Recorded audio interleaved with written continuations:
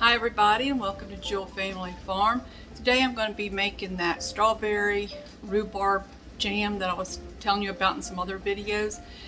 So I'm taking the frozen strawberries and the frozen rhubarb that we did the other day, and so I'm taking it out of the freezer and I'm going to put it in my pot and start cooking it down till I get the right amount of juice that I need, or the fruit that I need to make the jam.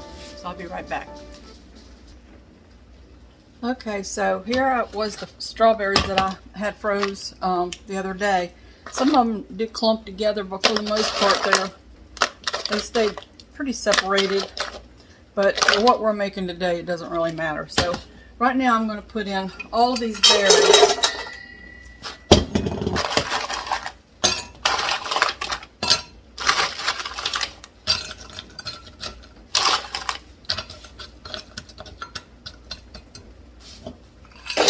So that's 8 cups of berries that I'm going to put in for now.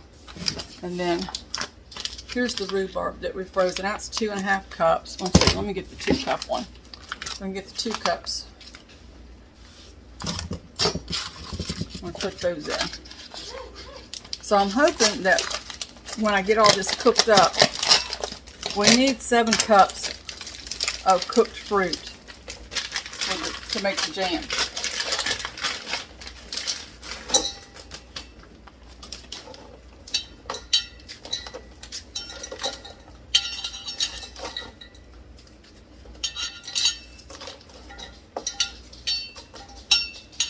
I'm going to go ahead and put the rest of this in.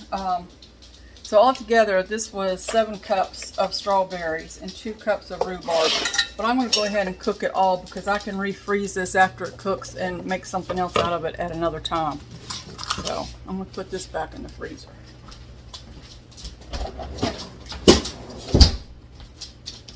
All right, so I'm going to put just a little bit of water in the bottom of that.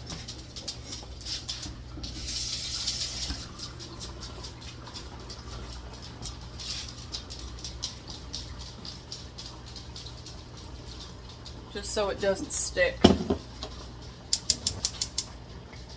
So I got my lids back here in some hot water.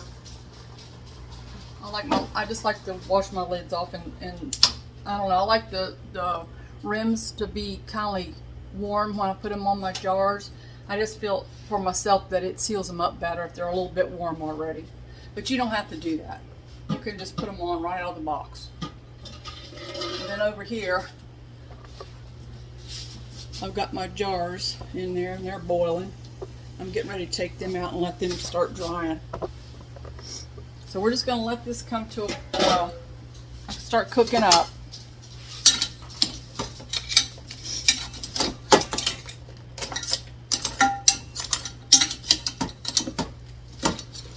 Clumped up on me. It doesn't matter because it's all going to cook up anyway. So we need to cook this on a low heat.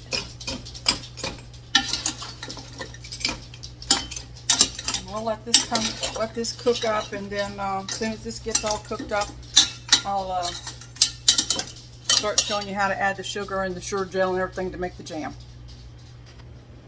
Okay, so this is cooked down pretty good. So what I want to do now is I want to grind up these strawberries in here.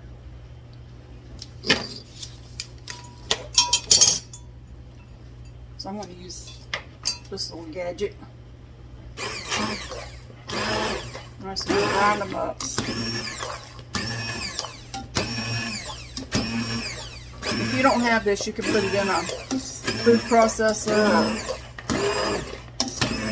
or whatever you want to use, to food meal or whatever. But I just want to grind these big strawberries up.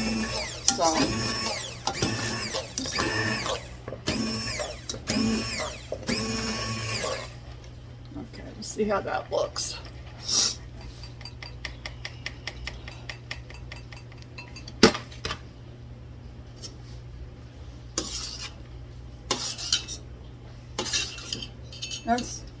That might need to be ground up a little bit more.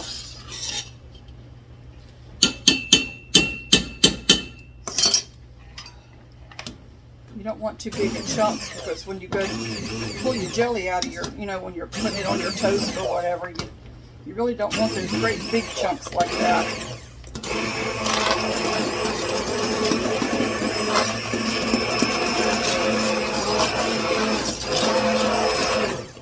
That'll probably be good.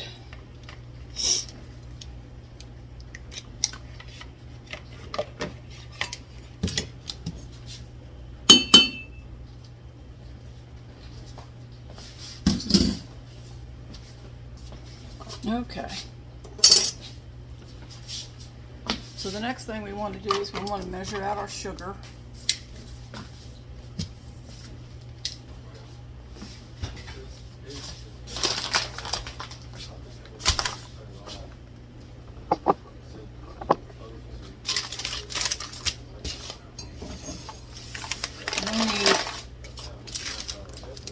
This is for the cooked jam recipe. For strawberry, we need 7 cups of sugar.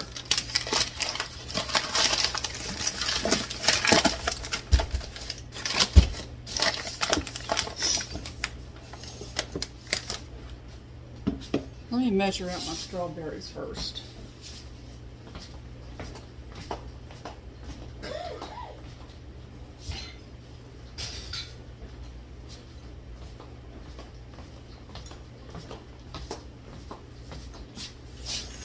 We need 7 cups of juice.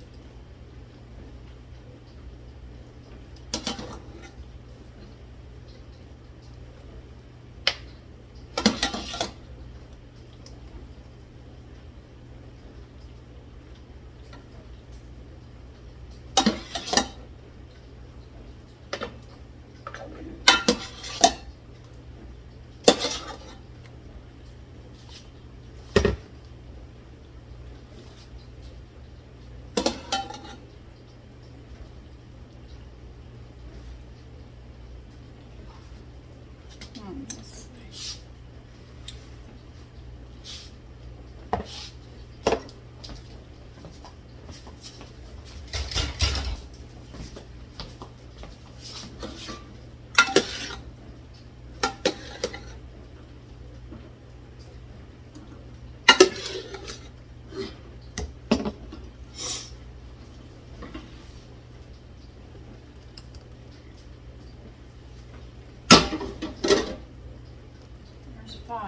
Short a little bit. I'm going to have to put some water in it.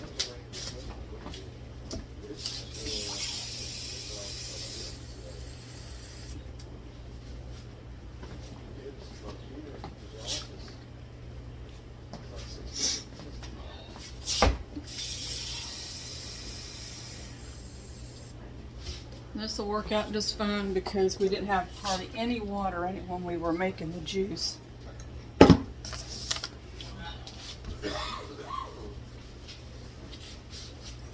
That's just pure juice and pulp there. So if you put water in with it, it works out fine. Because right now it was concentrated. So now when we put the water in there, it just won't make it so concentrated. And it gives us enough to make the jam then. Okay, I'm going to rinse this bowl out because I want to use it for the sugar.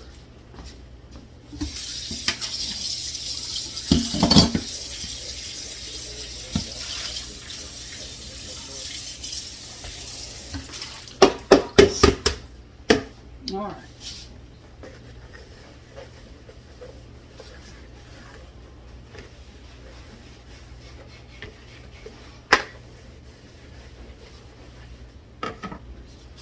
All right, now we need 7,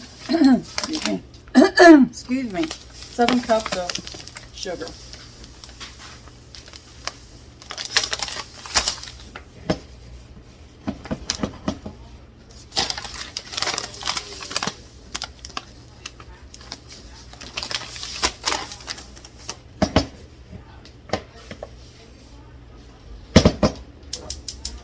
Turn this heat back on. So that was 4.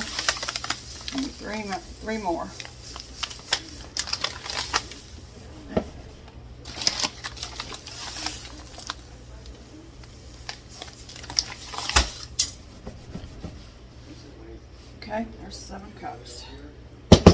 Okay, so what we need to do now is we need to put the surejel in.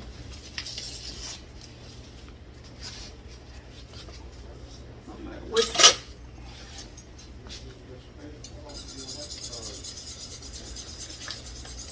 You really need to whisk it at first, because if you don't, it'll clump up. And you have to whisk it while you're putting the sugar in also, or it'll clump up. So we got to bring this up to a boil.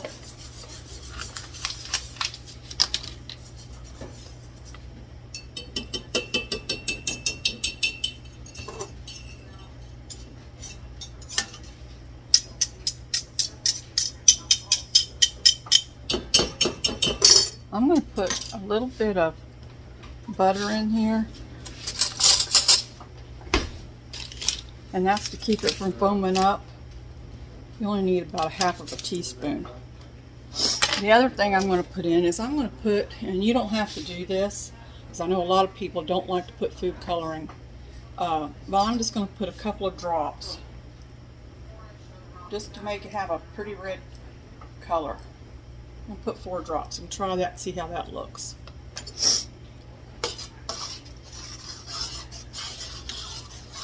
Now the color will change once you put the sugar in. It won't look like this milky consistency, milky color. It'll look really pretty. It'll turn bright red.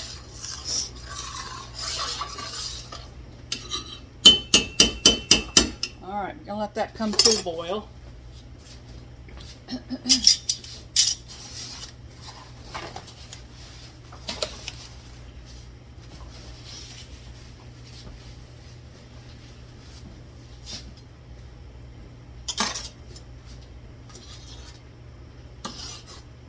I got this on high. I took my jars out of my water, so my water's ready to go. I'm just ready to put the jars back in as soon as we fill them up with the jelly. And so this has got to come up to a boil. And then after it comes up to a boil, we put our sugar in it and we let it come back to another boil. One that you can't, when you stir it, it won't go down. It just keeps on boiling. We got to do that for 1 minute. I need to set my watch for a minute. Get it ready. Okay.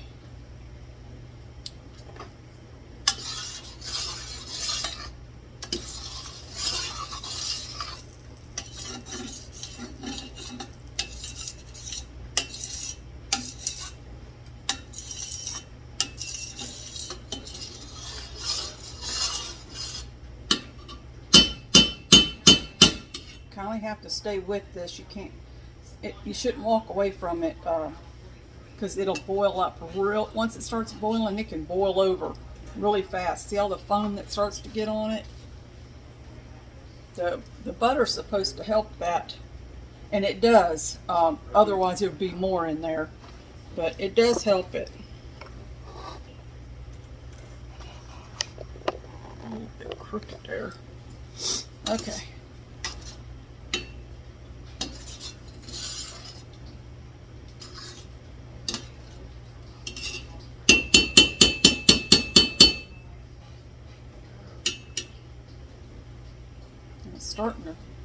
Starting to boil up some.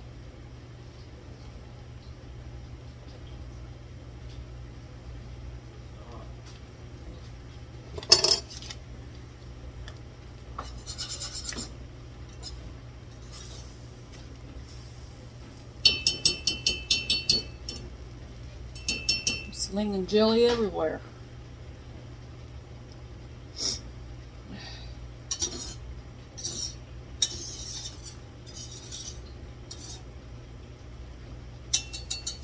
Alright, it's almost there.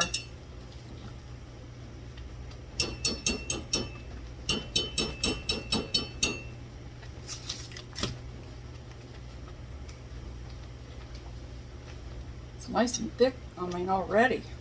I have a feeling this is going to set up really nice. Alright. So it's coming up to a boil.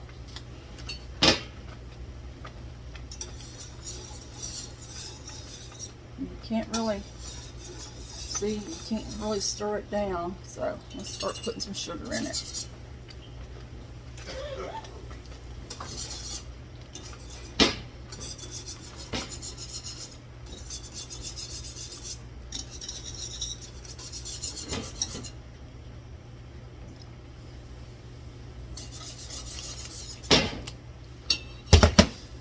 Turn this down just a minute till I can get the sugar in.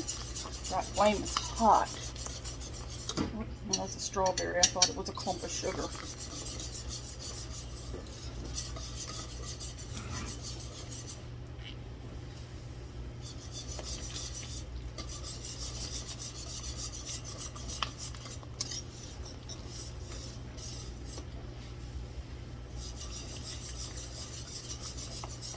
It's already starting to get really pretty red. You see the butter did help that that foam some. Of course I got it turned down low. Alright, let's see if we can get the rest of this in.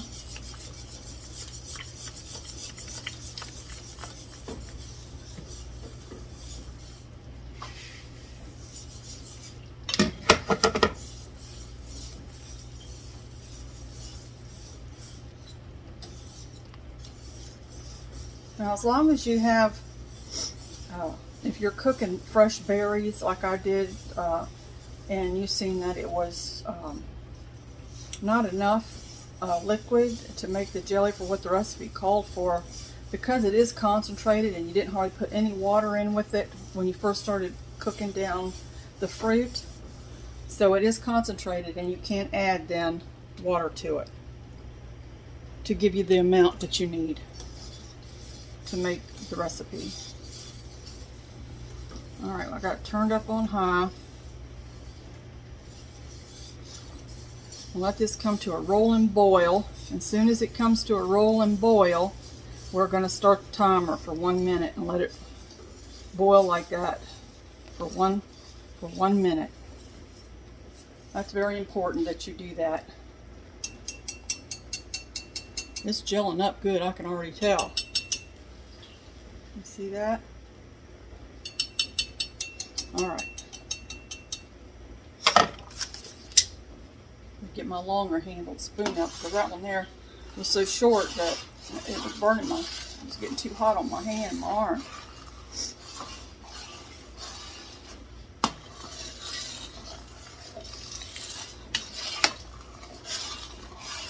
Oh, this is going to be pretty. Look at that. And that's going to be pretty.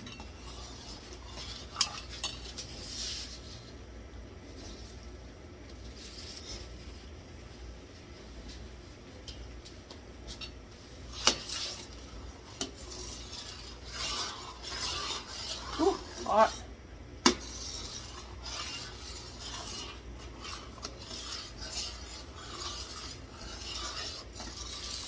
You don't really want to leave this right now either, because with it having all this sugar in it, the bottom will scorch. The fruit will scorch and your sugar might stick to the bottom. So you don't really want to leave this. You want to keep it moving. You know, just a little bit. Just kind of go across the bottom of the pan.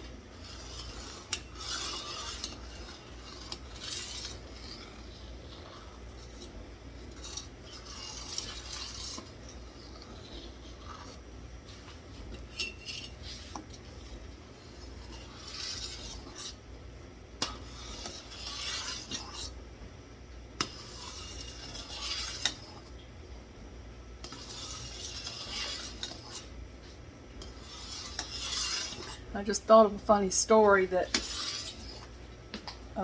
my mom told me after we butchered our hogs one day. I called my mom and I asked her,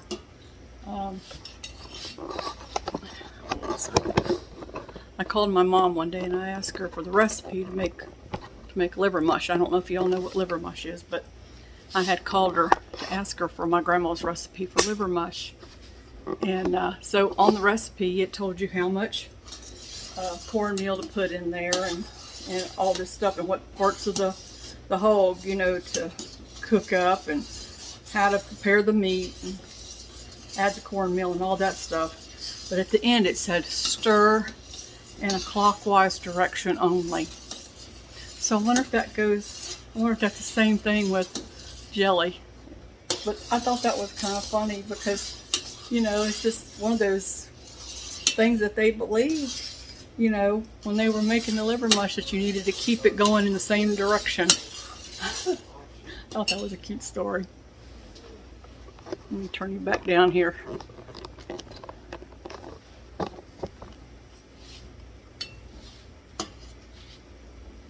Okay, it's starting to come up to a boil.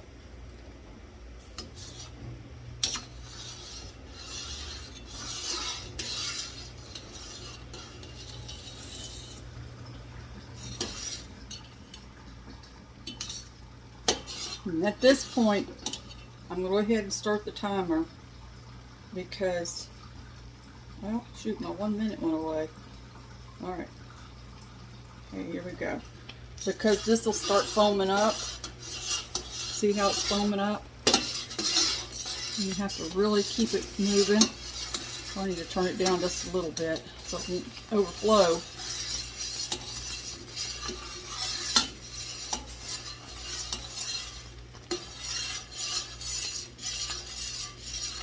I want it to keep boiling, but I don't want it to overflow. You need a big pot when you make jelly or jam. It seems like that 1 minute's going to last forever when you're trying to keep it from overflowing. I think I need a longer spoon for this.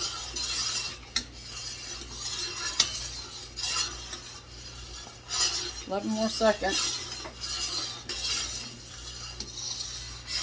Now once we finish it, 4, 3, 2, 1, here we go. You turn it off and keep stirring it. But let it sit on, just let it sit here. Don't take it off the eye because there's still some heat under that eye. And although, you know, it's boiled for its 1 minute, the more you stir it and the more that it gets the heat, it helps it to set up better than if you took it off the eye and went and set it over on the counter. So let it just pick up some more heat and just keep stirring it.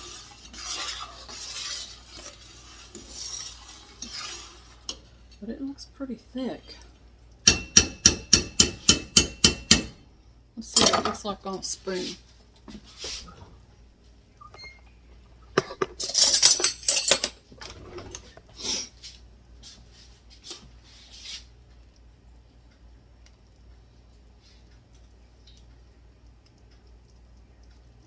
See how it's slowing down?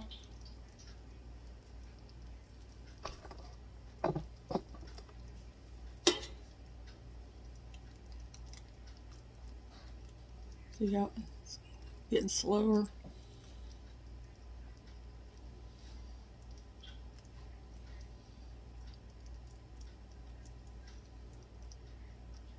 It's sticking to the spoon. I should be about ready. I'm going to taste it. Tastes fantastic.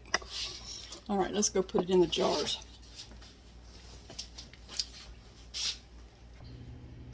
Okay, here we got our jars ready. And I like to put it on some kind of a plate. This is a little paper plate, but it helps cut down on the mess a little bit. Now you can put this in different size jars if you want. This is just what I have.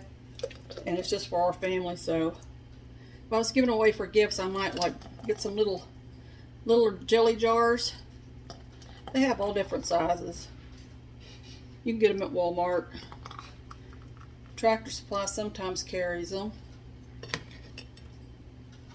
Okay, let me get something to wipe the rims off.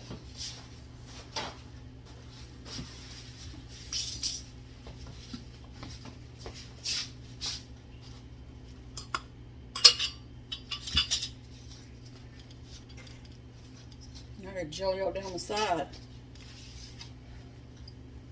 You gotta make sure those rims are wiped off really good. Make sure that there's no cracks in your jars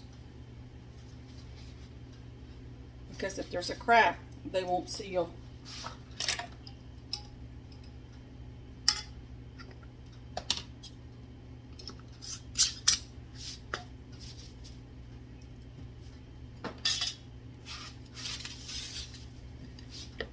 Not sure how many jars I'm going to need. I hope I don't need more. If I do, I'll just stick them down in that hot water over there in that pan that I'm getting ready to water bath these in. Sterilize them. I already have some that's clean. I just need to put them all in the water bath to sterilize them.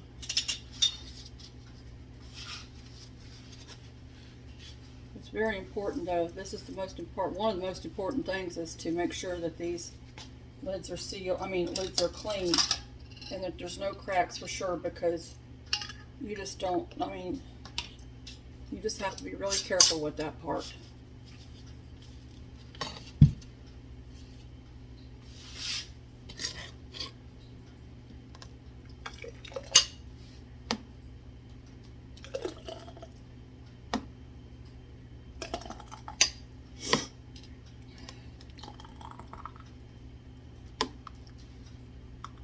I fill them up to the rim, not the very top rim, but this little rim down here at the bottom.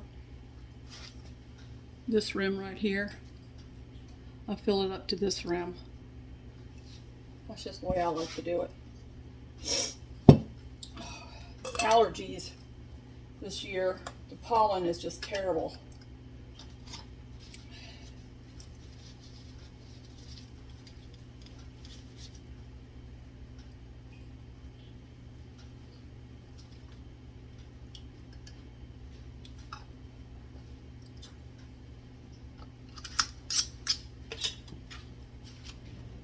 You have to make sure you change your cloth around too, because you don't want to wipe your rim where it's already got sticky stuff on it. So make sure you move your cloth and wipe them in a different spot.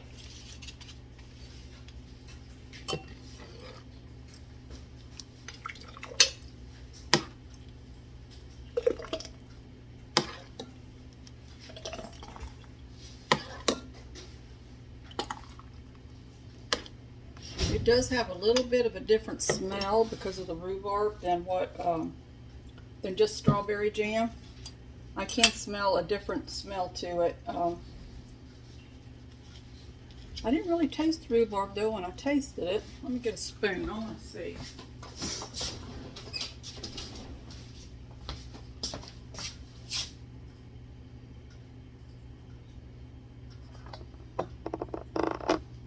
Let's see here. Let's just do it this way. You can taste the rhubarb a little bit. Yeah. But it's not overpowering. It tastes good. It's just enough.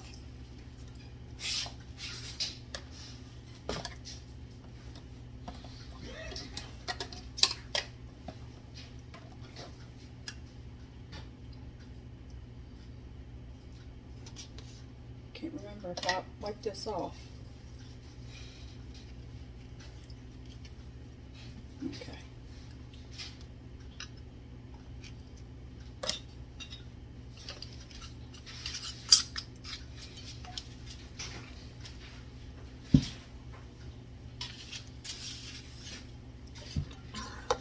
Oh, I don't have enough jars. Yeah, I think I should.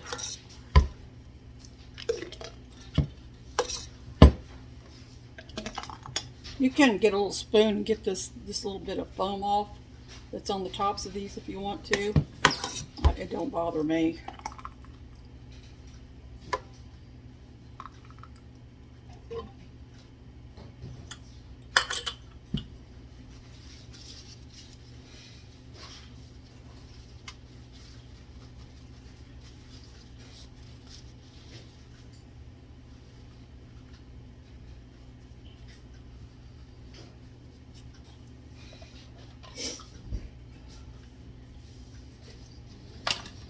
Stuff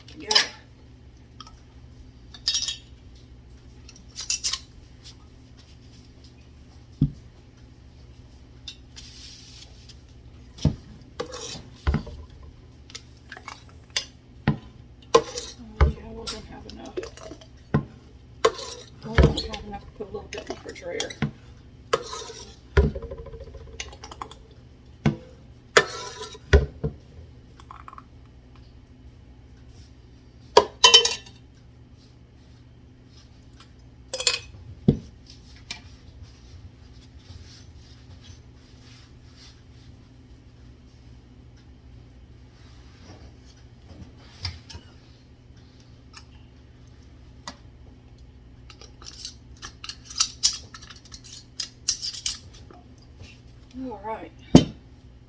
And what's left here, I'm just going to put in the refrigerator. We can have it in the morning for breakfast.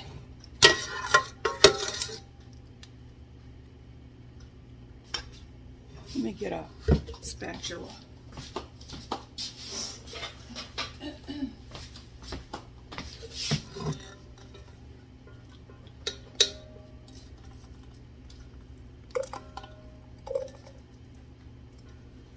Alright.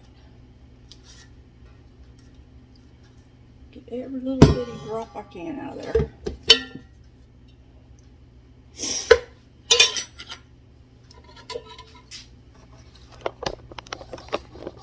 Alright, so I'm going to eat this little bit of, I don't know if you can see it.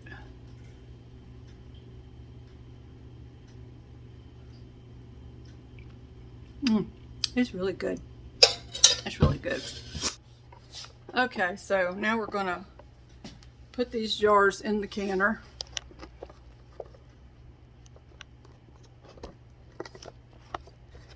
Okay, let me fix this here.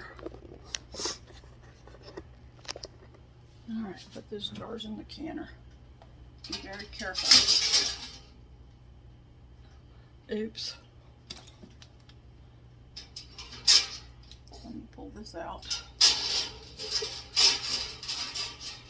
Alright, so that's what these are for.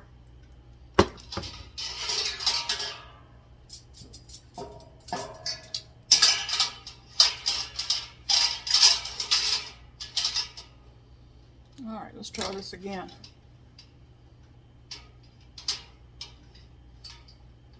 I don't know why that's not sitting up there right for some reason. Okay, maybe that'll hold it. Let me go get some more jars.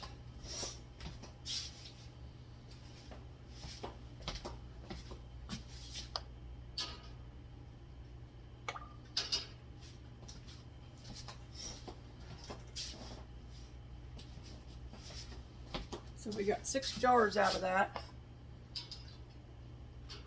The one thing that you have to do when you don't have enough to fit in the canner to make it tighter, you need to put a rag down in there.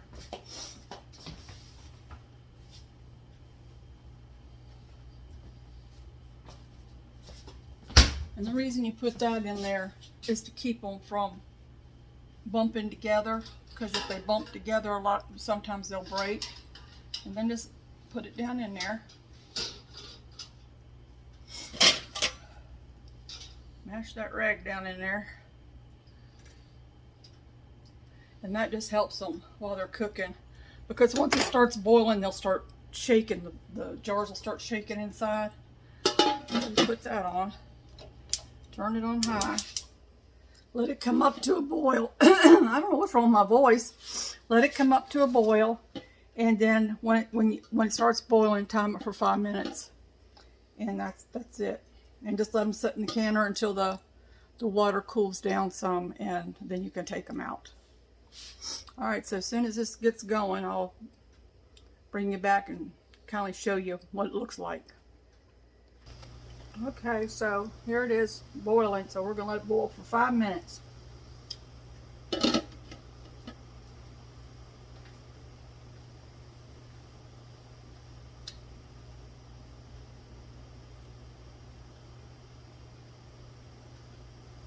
And then we'll be back.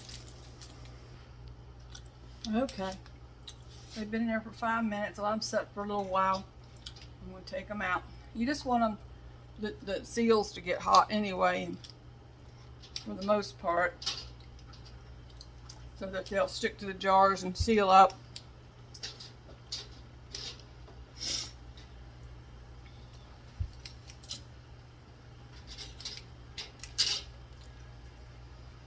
As these cool, they'll thicken up. The jelly, the jam will thicken up, and then the little tops will pop down. And you'll start hearing your jars pop, make this little cute little pop sound. And that's the best sound in the world when you're preserving food, is to hear the jars popping. It's always fun to sit and wait and listen for that to happen. At least I think it is. So that's it. We got 6 jars there. How do you like my hanger? It doesn't hang here, only when I'm canning. I got another place that it hangs. Alright, that's it then. And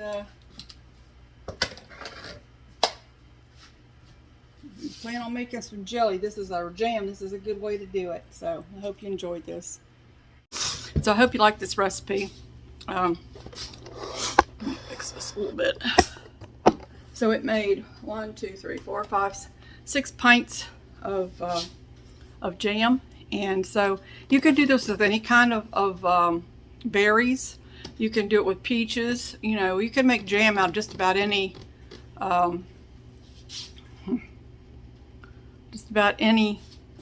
fruit. So you can do it the same way, but it gives you the instructions on the surejel package. And it's a long list of all kinds of berries and fruits, and some are for jams and some are for jellies. And like I told you, if it's jam, it's the ones with the fruit in it. If it's jelly, you squeeze the juice out of the fruit, and you only use the juice from the berries. So that's jelly. But we made jam today because we used the whole fruit. But you know, it has a whole bunch here. It has blackberry and raspberry and cherry, hot pepper relish, and orange marmalade. So there's all kinds of recipes on here on the surejel package. And then on the back, there's a quick and easy freezer jam. A lot of people used to make that back in the day. I've ate it and it's really good. I have never made it though. And so anyway, and you find surejel over there in the canning section of the grocery store,